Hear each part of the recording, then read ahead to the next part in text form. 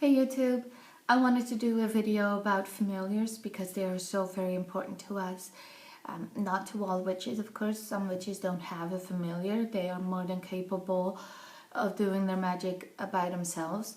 But I have a familiar. Her name is Fasti. She's a cat, a black cat. She's asleep right over there. And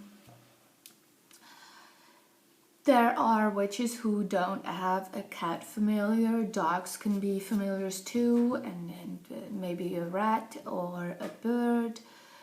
A bird would be nice, like a crow maybe. That would look so very witchy. But most of the familiars are animals. But in the older times, medieval times, they were spirits. They were supernatural entities. And they could be human or animal spirits.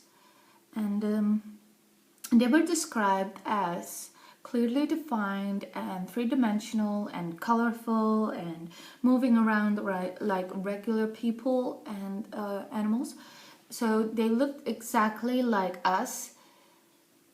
They looked alive just like anybody. But later on, they were described as ghost-like figures. And I wonder what changed, why they suddenly changed their appearance. And because that sounds really strange. In those times, all witches were considered evil, and their familiar too. The familiars were evil too, of course, by outsiders. They were considered evil because from the stories that I've read, the familiars were so nice for their witches. They were so very helpful, and I liked reading those stories. They were so nice, so cute, and yeah. So there were I have my notes here. There were 3 ways a witch would meet a familiar.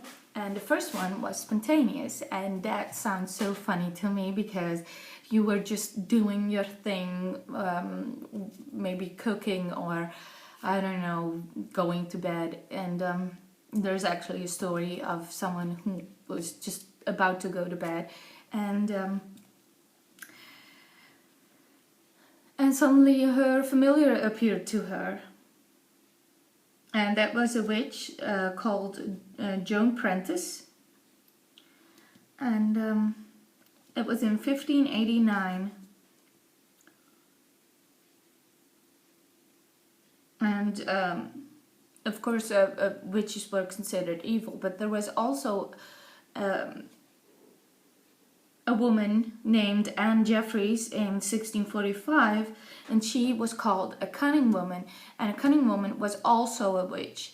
And I don't understand why they suddenly changed the name, because witches were considered evil, but she was so very good, but she was still witchy, but she was good, so they changed the name and called her a cunning woman, but she was still interrogated. So I don't understand, why would you interrogate a woman, because the interrogation would most of the time lead up to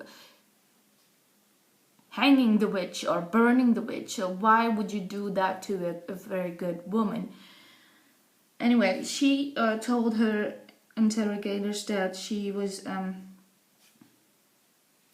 just knitting in her garden, and suddenly her familiar appeared, and it sounds really nice, very peaceful. She was doing her hobby, knitting in the garden. It was probably a very beautiful day, and suddenly her familiar appeared.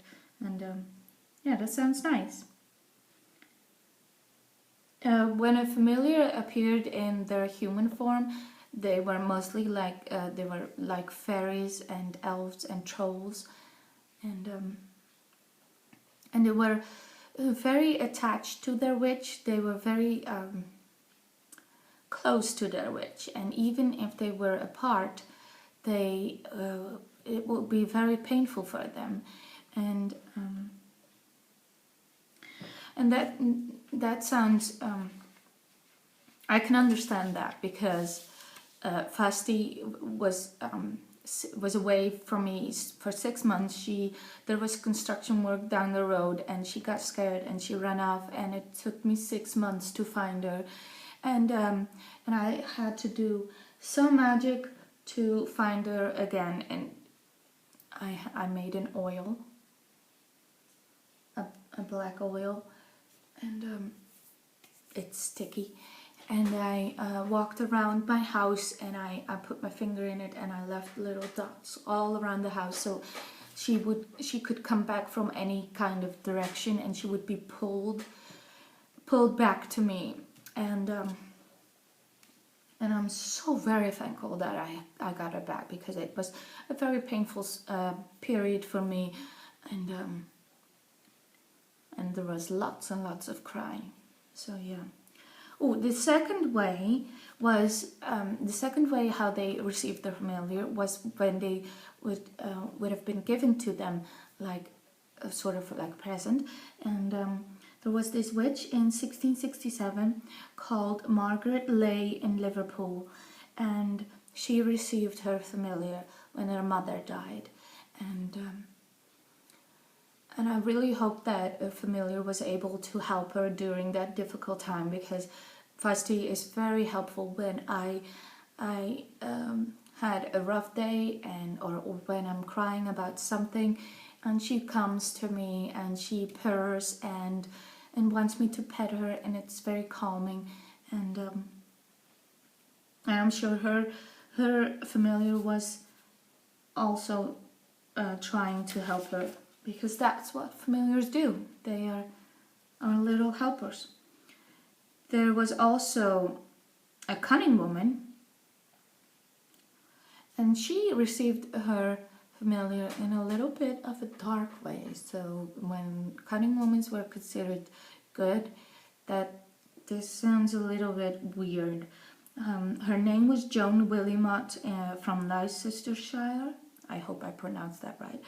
And it was in 1618, and she said that there was this mysterious figure that she called Master, and so basically the roles were reversed, because when you call something Master, it sounds like that figure is the one calling the shots. But anyway, he asked her to open her mouth, and he blew in her mouth, and she got a fairy inside of her that way. And that fairy would stay inside of her until she needed that fairy, and she had to blow it out again.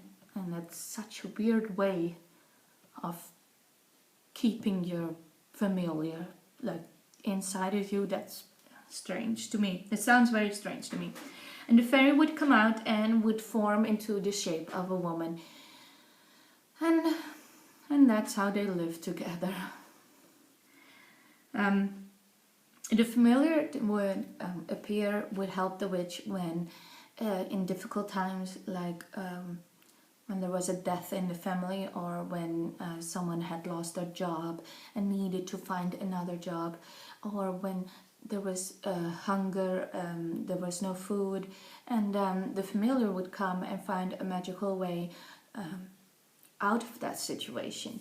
So that's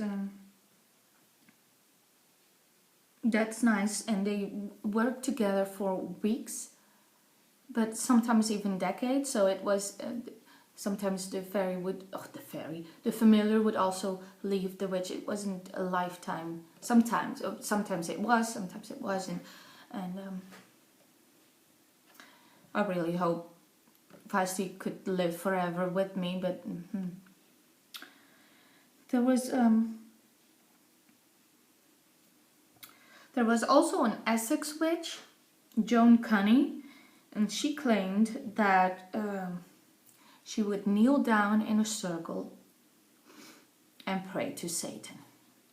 And that's when her familiar would appear.